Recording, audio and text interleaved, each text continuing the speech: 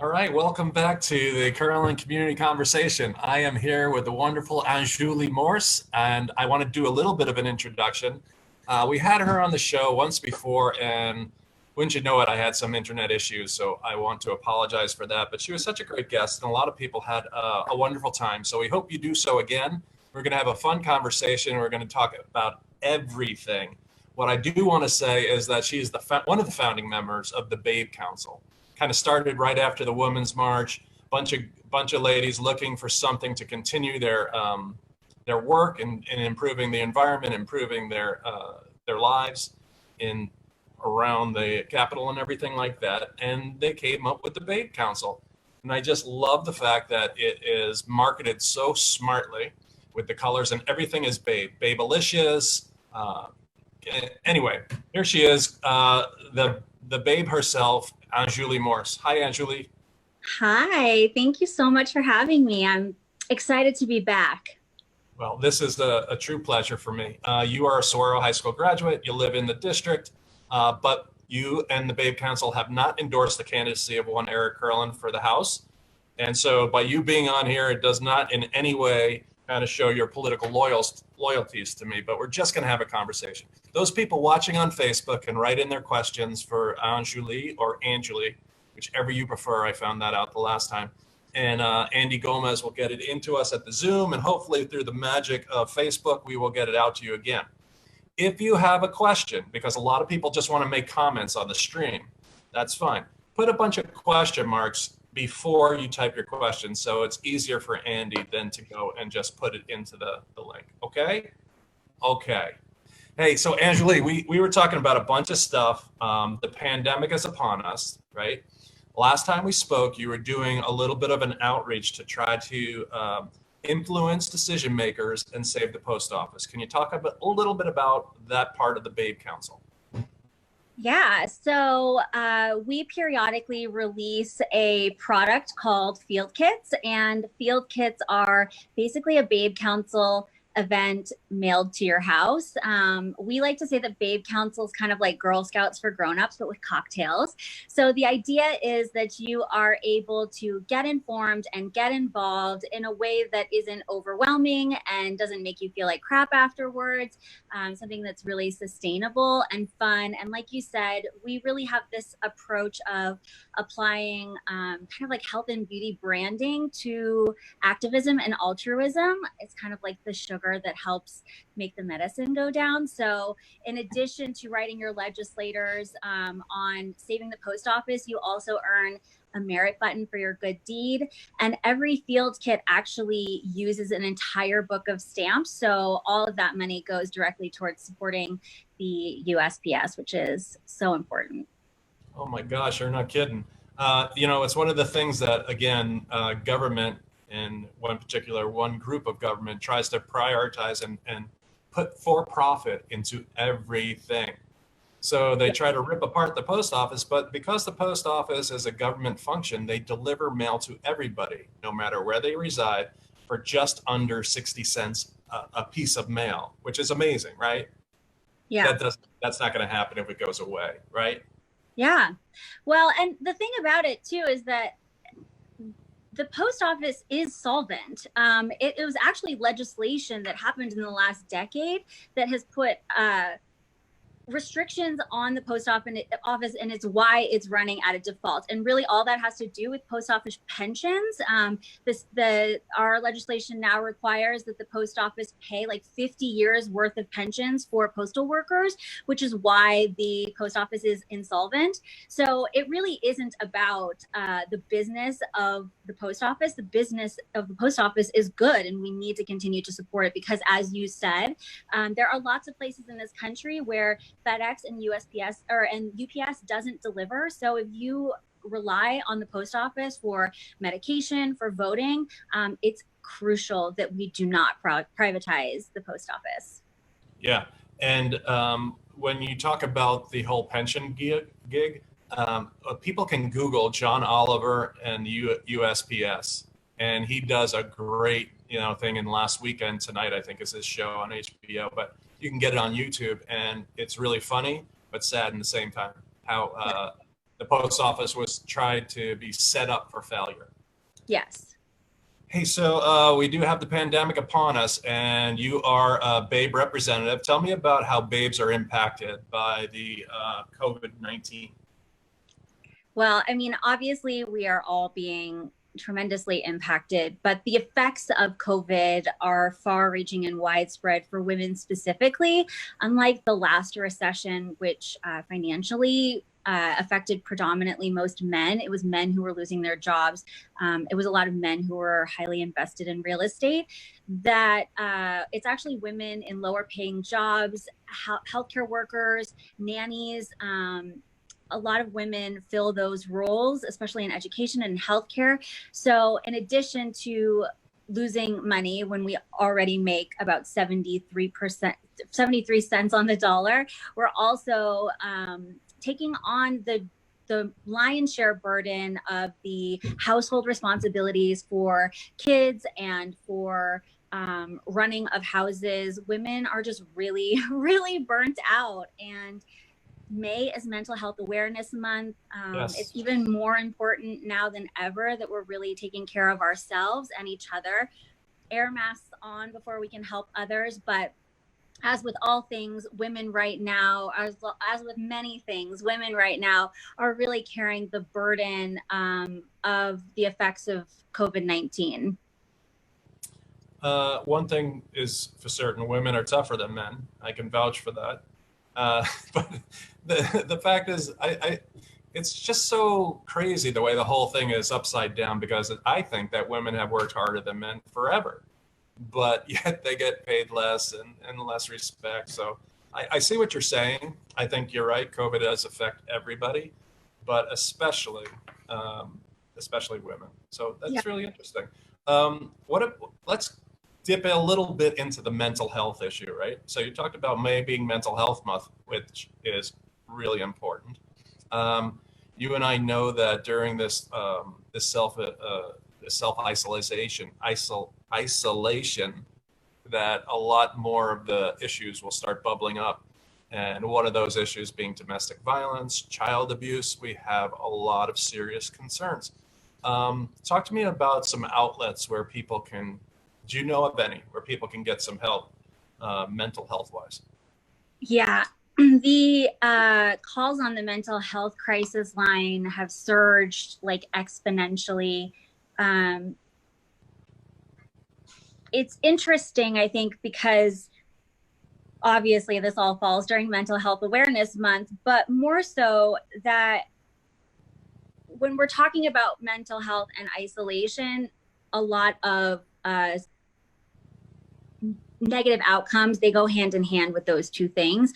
So I think just first and foremost, if you are feeling lonely or are feeling isolated, just remember that you're not alone. It is, during normal times, it's almost 50% of the population that feels socially isolated and lonely consistently. So there's no shame in how people are feeling right now and reaching out for help. But also, I saw a babe share with us, someone that posted, like, be aware of who reached out to you during this time. Like, those are your real people. And I would just really encourage people to not think that way. Everyone is going through a different issue and dealing with this in a different way. And if you have people in your life that you thought were meaningful to you and you haven't heard from them during this time, like, now would be a really great time for you to reach out to them to make sure that they're doing okay. I think one of the biggest stigmas about mental health is just this idea of other, and mental health is not just this idea of like crazy people. It is something that we all need to be consciously taking care of ourselves on a daily basis and encouraging the people around us to do the same. Well, one of the good things that's come out of this legislative session, I will give this to people across the aisle from me. Again, I'm a Democrat, but there was a large group of people, bipartisan, that passed some legislation to give mental health more of a firmer footing within the whole healthcare scheme, right? So you can't be denied claims for mental health, that gets more standing. And they have done something where they just voted to put on the back of student IDs a suicide hotline on all student IDs, which is it's a step in the right direction. I found some statistics for you. So, I love the numbers. I know, me too. Give me the Friday. digits. Happy Friday, right? Woo! So, since the onset of coronavirus, the crisis text line has noticed a 78% increase in contacts, and anxiety is doubled what people are reporting.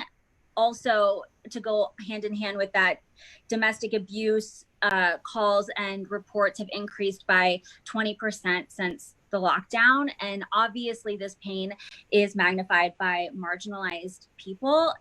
More than half of the texters reaching out identify as LGBTQ, and almost a third of whom report a household income of less than $20,000. That is one of the things we talk about, right? So all these different stressors, if you consider a stress as like a rock or a boulder that's put on top of your back, each one makes it harder and harder to get up. And it could be that last one of just this isolation or losing a job that just puts you over the top. Right. It's a firecracker. There's also, the idea of like being poor now also leads to being poor later. Like if you went into this not being able to afford dental work and something happens and you've lost your job, now you've got a $5,000 root canal. The especially here in Arizona, one of the big topics that I think we haven't touched on yet is electricity bills.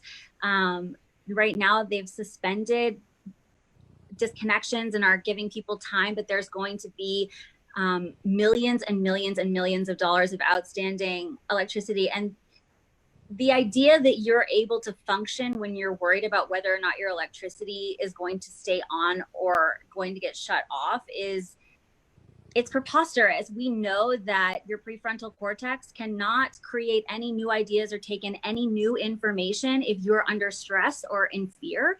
So people are not working with all of their tools. Your brain capacity is diminished just by being poor and struggling. So the odds are stacked against us right now, especially marginalized people. And so mental health, again, super, super important. Yeah, well, let's transition to another group of our population. 25% of the kids here in Arizona grow up in poverty. And we are in a pretty affluent area in LD23, but we do have pockets of poverty. And we have more people who have, through job losses, gotten to the stage where they can be considered in poverty. So now we're getting into that part of life where you were just talking about Maslow's hierarchy of needs, right?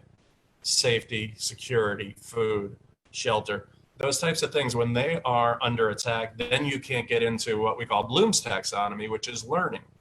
Yeah. So let's talk about you and me. Let's solve the world, because we had a little bit of a conversation before. In order for the economy to fully function, and I don't believe this is we have to lock everybody up or we have to open everything like a switch and just go full bore. There's a place where we can kind of come to an agreement over putting safety and the economy on equal footing, safety coming first. But we do have to open up the economy in a way. With that, our economy will never be fully functioning until we get our schools up and running in a manner that parents can know that their kids are taken care of. What do you think? Let's have this conversation about what could we be doing now to get our schools up and going in a safe manner in August. Well, I definitely think that you schooled me on a bunch of ways that we can be doing that. And I also want to just add that we also want to be, and I know that you already agree with this, but we also want to make sure that we're taking care of our educators who are grossly underpaid and underappreciated, and all of the staff, bus drivers, cafeteria workers, nurses, support staff, all the people who make schools happen. I think one of the places that I feel really passionately about, and I know that is none of your genius ideas, is making sure that we're rolling out some sort of emotional health check-in program, education around how kids are feeling and coping during these times. a lot of kids don't have the tools or the emotional vocabulary to be able to talk about what it feels like to be under stress, especially for kids who rely on school for lunches and support, all the above. Yeah, it's definitely going to cost more money. I don't know if people really understand this. We have funded education so far below the average of the United States. When we had our last recession in 2008, we cut. Even before this recession slash depression, we weren't back to 2008 levels.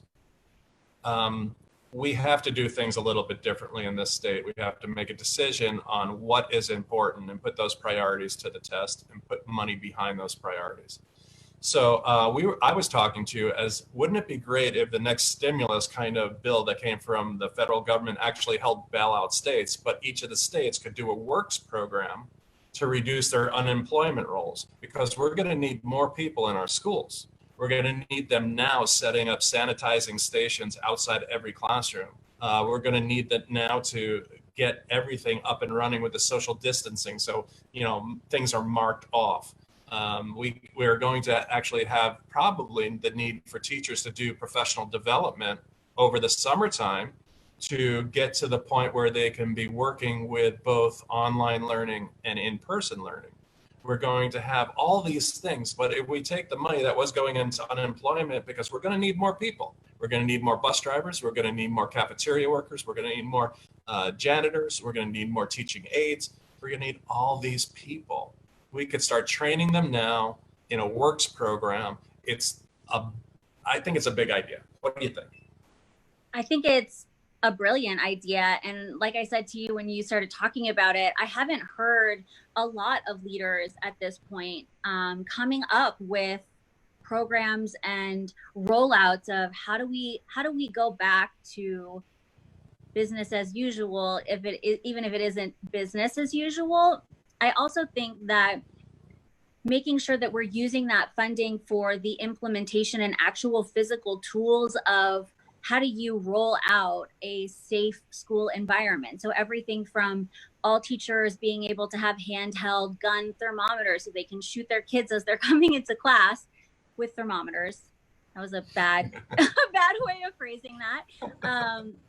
But also all of the cleaning supplies and, like you were saying, the education that's going to go into teaching teachers and reformatting schools to desks, and the way that children sit, does that need to be recalibrated and thought through? I think there's just a lot of and then going back to how are we keeping our bus drivers safe, how are we keeping our cafeteria workers safe, all of those things. I think I would love to hear from more candidates about what they think we should be doing, because if you want someone to mark your name on their ballot, it's because they believe in the ideas that you're putting forth. And I think this is not a time where we need a shortage of ideas. And I am so excited to hear about the ideas that you had, at least about getting kids back to school. Well, I think it's priority number one. First of all, I think our kids, no matter how we think of them, whether it's their health, their safety, their learning, their nutrition, kids are number one, right? We have to be their voice because they can't vote. They don't have a voice. They're our future. And I won't sing the song, but I know that kids are, yeah. But really, here's the thing, Anjuli. I really appreciate what you're saying about me, but I'm smart enough to know that I don't have all the answers. And I know that I see things through my eyes, through my lens. That doesn't mean that a person who sees it through a business lens is different from me as a teacher lens, or somebody who sees it as a parent. But we have to get all those ideas together, because together we can come up with a plan that works for everybody. Whether you think it's the best or not, you have input, you have agency, and you have then support, and you have critical mass to make something happen. So, we have no one party in Arizona with more than 40% of the voters. Am I going to be just, the Democrat and I'm going to make things happen? No, I have to talk to independents. I have to work with the Republicans, and we have to get to that sweet spot. So I appreciate that, but you're the one with the expertise here from the Babe point of view. So as the Queen Babe from the Babe Council, what is on the horizon? So we are in the process of rolling out a nationwide digital membership. It is something that we've been working on basically for the last 2 years, really just trying to figure out how do we build an online community that is unlike anything that exists and that helps you get informed and get involved, but that feels fun and funky and fresh. I think we are really excited about it. We will continue to roll out more information about that as it comes. Right now, you can obviously buy our field kits, but we are working on a second field kit that's dedicated to women. The fight for equal rights is not dead, nor should it be. If anything, we need to be fighting harder. There things like equal pay, maternity leave, funding for education, universal daycare, all of these things have shown that there are glaring holes in the way that our society is functioning, and times like this really lift up the curtain and show you what we're really working with. So let's get to the website though. I missed an opportunity because you're talking about all these great things. Can we please put the website in for babecouncil.com, Andy? And that's where people can start, right? Yes. Yeah. You can everything we do is from babecouncil.com. You can get on our website. You can check out our past events, all the things that we've been doing. We definitely want people to go to your website and donate, because it takes a lot of money to do all of these things, including running for office and building a babe squad. That is really sweet of you. I would like my own babe division of the Education Army. Yes. My own platoon. Yes. Well, my mom was an educator. My family has a lot of educators in it. And I, as a native of LD 23, I feel incredibly responsible for helping get Jay Lawrence out of office. Babe Council is a nonpartisan organization, and we truly believe that we want you to vote. We don't care who you vote for. We want you to use your voice. We don't care what side of an issue you're advocating for, as long as you're not Jay Lawrence.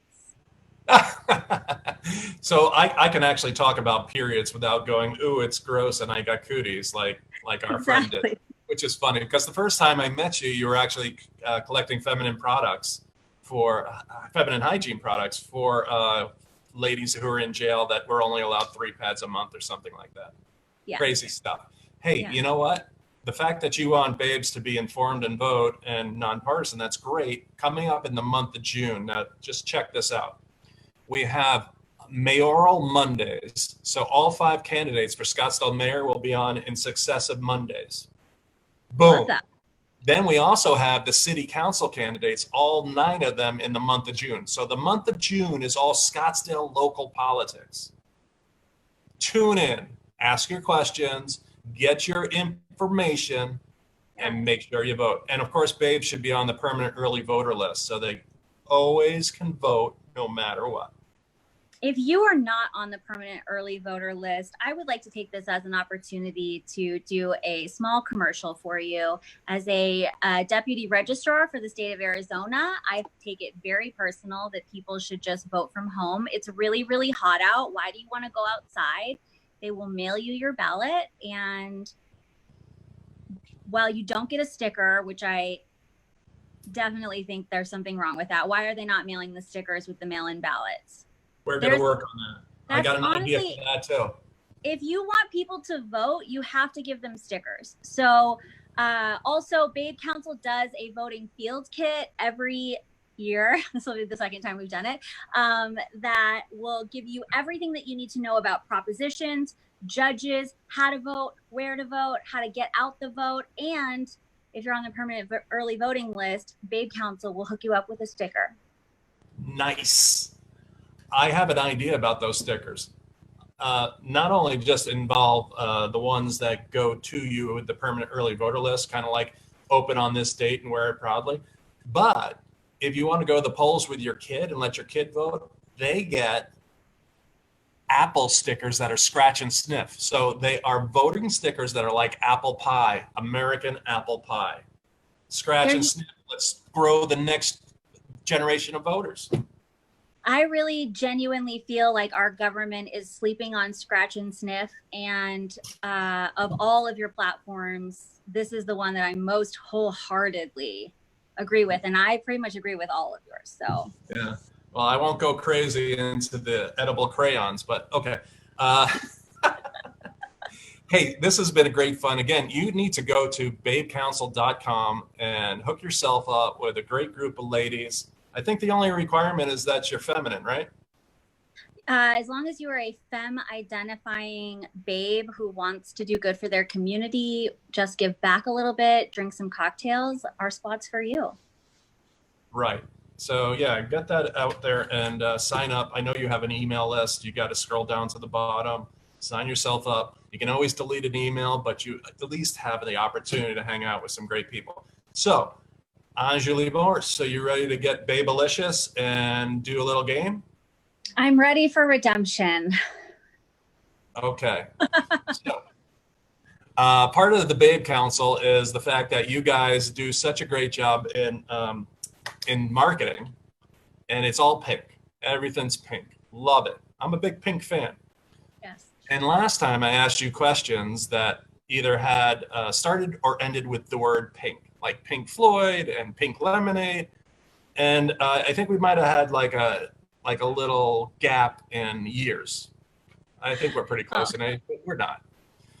So in this one, we're going to do an old game show with a new twist. So we're going to play Password. And these are words that rhyme with pink. Okay. All right? Okay. So last time I figured out what the game was, like 5 questions into the game. So I'm excited to just know what the rules are for this one. Are you ready? Yes. Okay.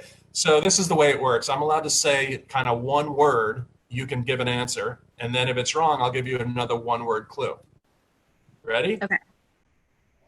So when I go like this, it's blank think. Right? So I would say group, and you would say think. That's the way. Okay. So I would say group, you would say think. Okay. Ready? Okay. I'm going to suck at this. Okay. Yes. Yeah. Kitchen. Sink. Boom. Put one on the board.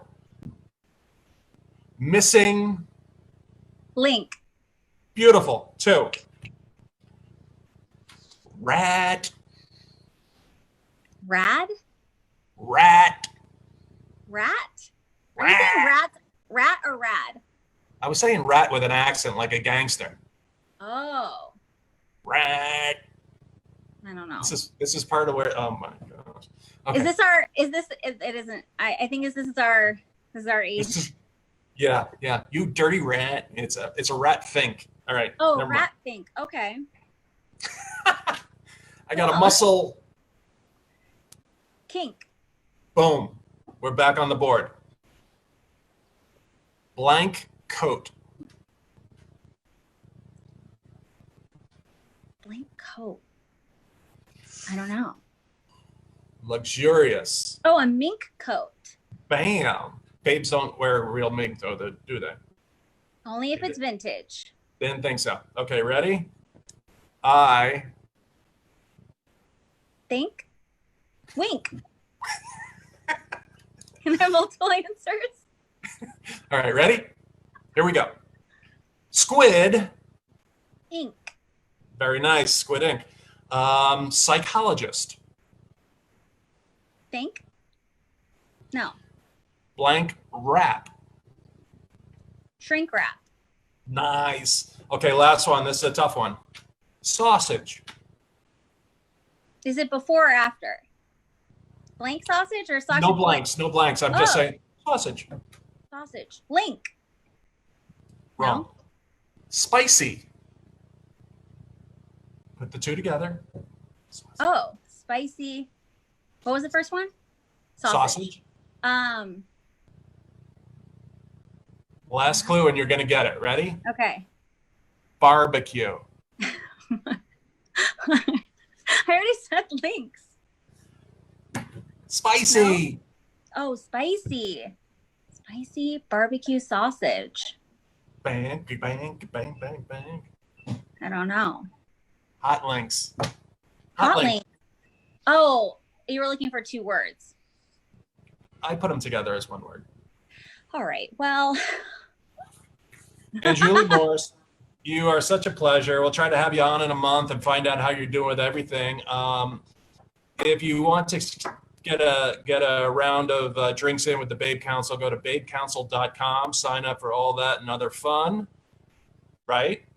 I'm sure you'll make everybody welcome. So the great thing about Babe Council is they do not do this girl on girl fighting stuff. They are all about uplifting each other. It's in this world, it's tough enough, and you've got support with other babes. Am I right? Yeah, I think I know there are a lot of politicians who say this, but it is genuinely what we believe, that even on the issues that we disagree on, there are things that we agree, and there are just so many things that we can fight for together versus the things that we disagree on. So finding those commonalities and using that as a stepping stone towards progress is like just really fun. All right, your royal babeness. Till the next time we see each other, be well. Thank you so much. And everyone, make sure to go to Eric Curlin's website and donate to him. He needs it. Curlin23.com. You know what? As long as you brought it up and there's nobody watching anyway, we're asking people to do 1 hour of calling per week. Can you give 1 hour a week? You pick the time, you pick the day, you do it from the comfort of your own home. Boom. And you can have drinks with other babes while doing it. Okay, dance on off.